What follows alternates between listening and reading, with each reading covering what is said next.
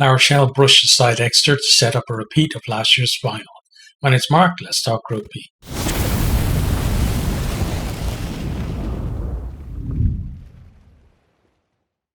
La Rochelle versus Exeter.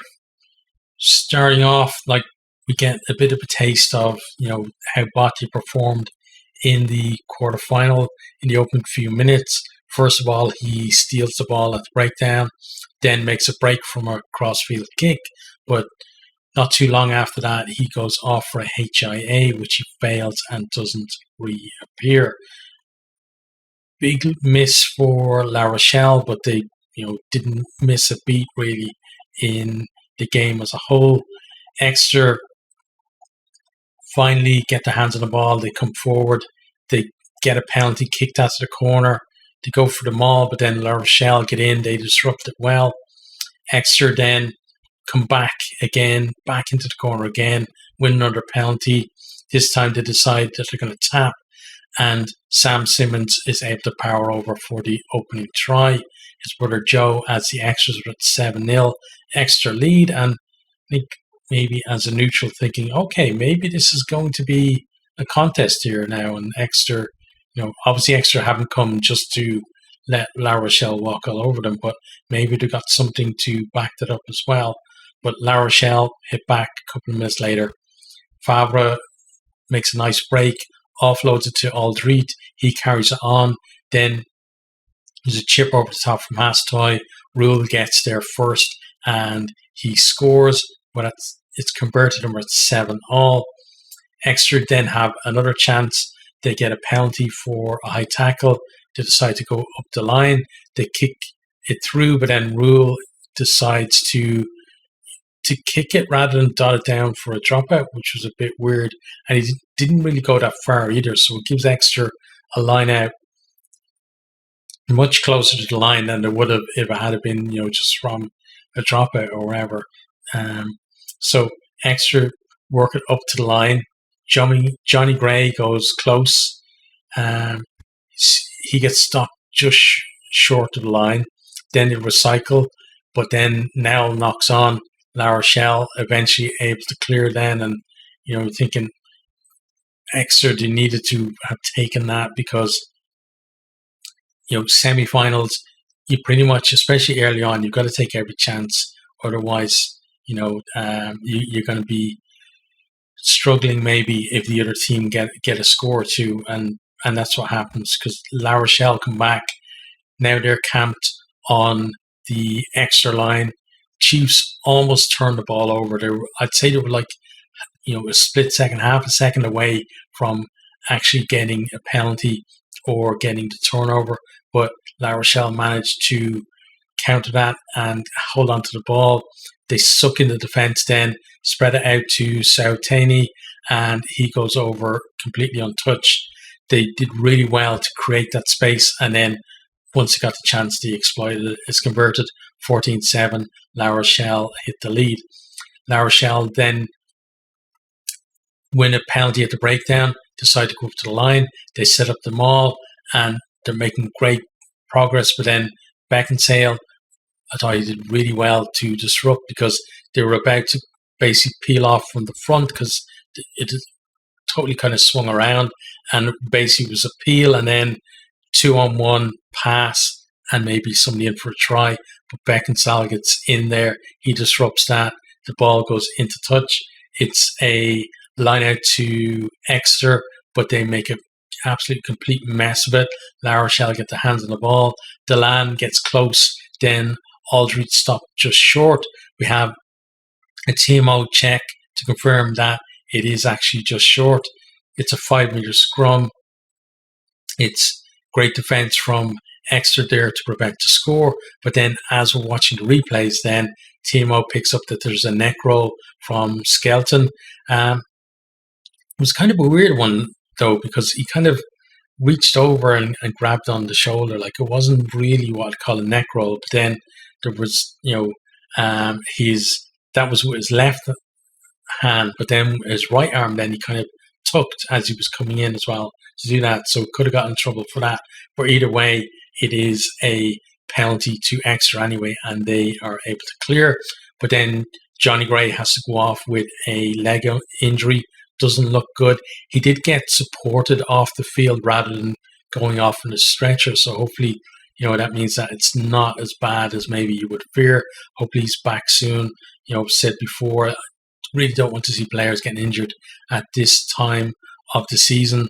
Not just because there's all these, big games coming up, but if somebody gets injured now, maybe they're not going to be back for the World Cup. Want to see the absolute best players in the world at that World Cup. But then when we restart, La Rochelle, they managed to rumble another maul towards the line. Exeter collapse it illegally, and Frost gets himself a yellow card. And I'm thinking this is a big period for Exeter here now.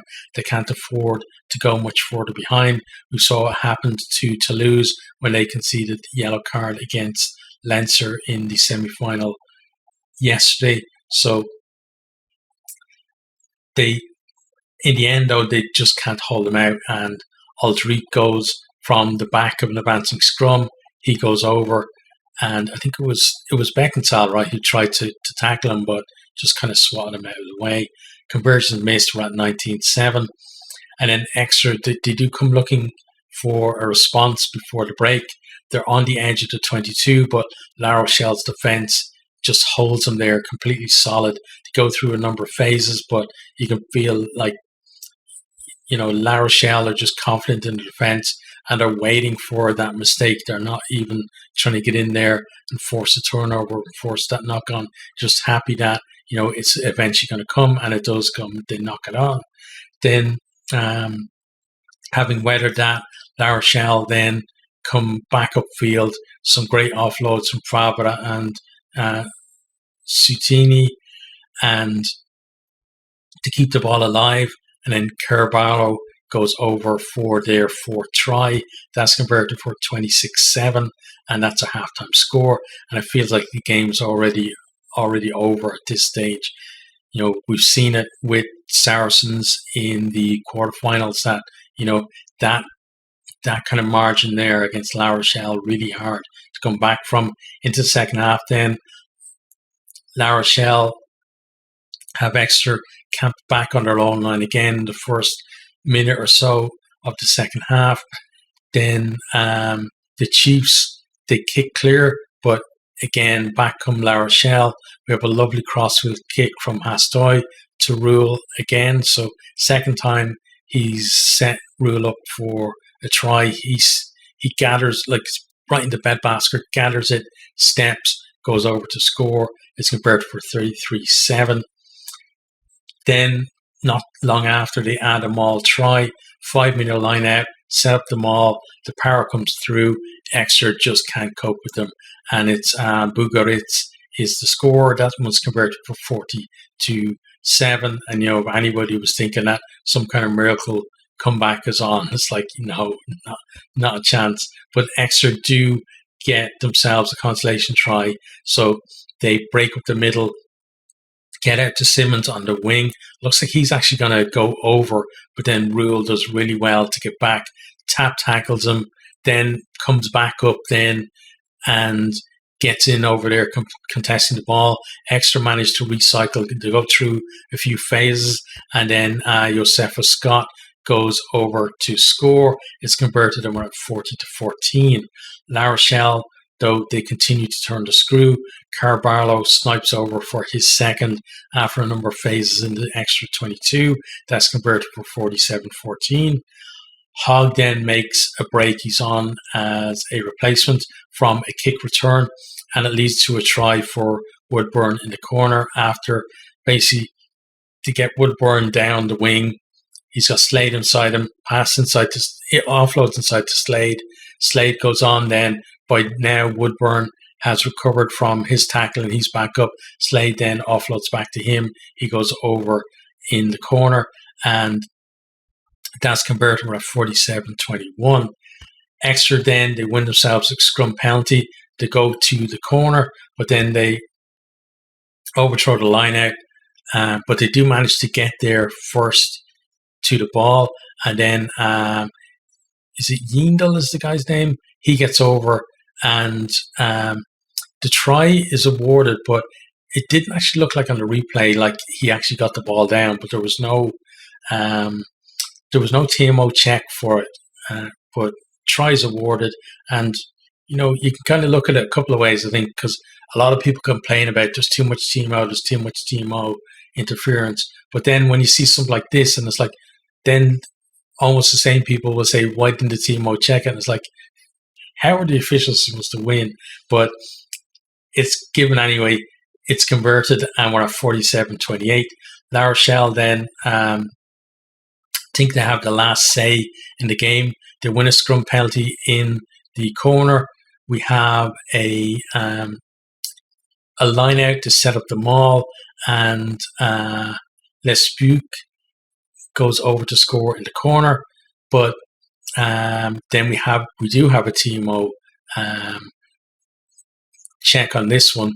Teddy Thomas, he joined the maul as they were already going forward, but he joined ahead of the ball carrier, which means that he's offside.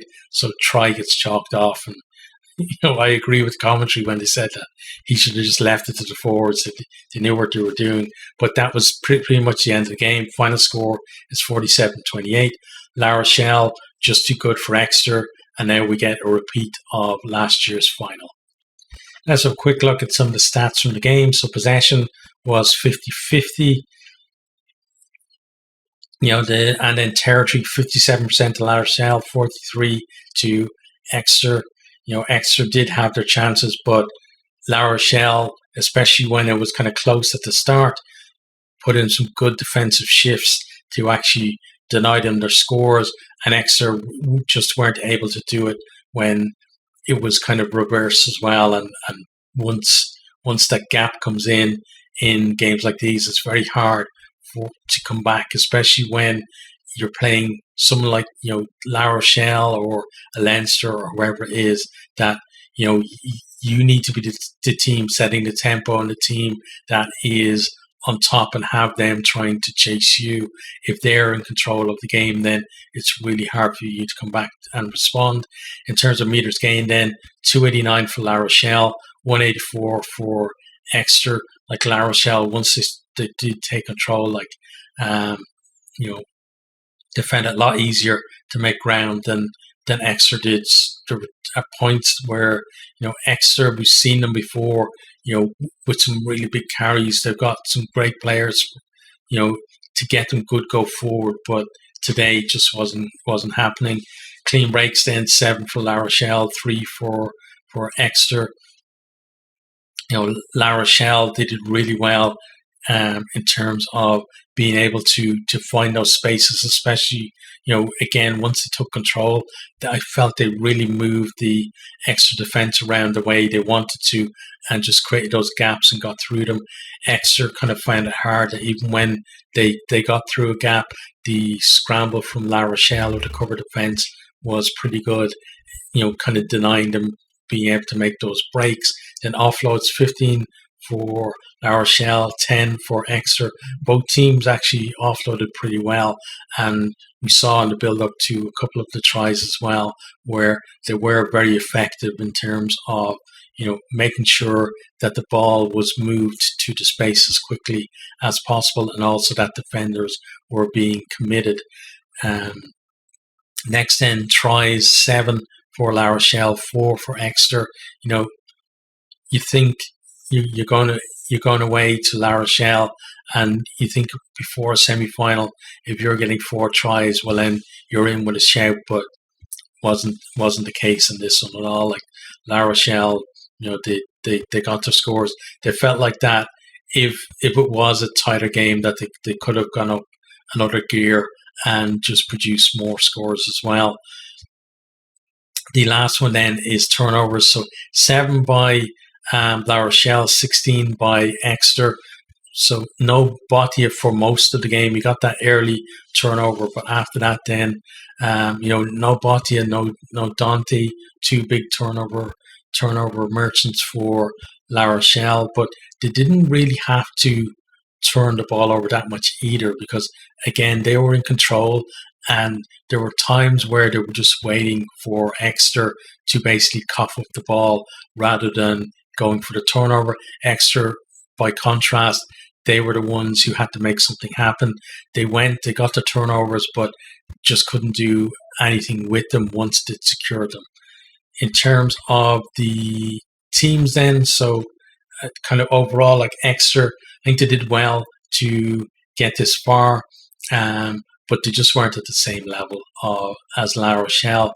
Now, like, that squad is breaking up. Like, it's a squad that has delivered a lot of success for them, but now they're going to have to build a new team, and that's something that's going to take time. So I'm not sure when the next time we're going to see them back at this stage of the competition. Could surprise us, though. Could be next year.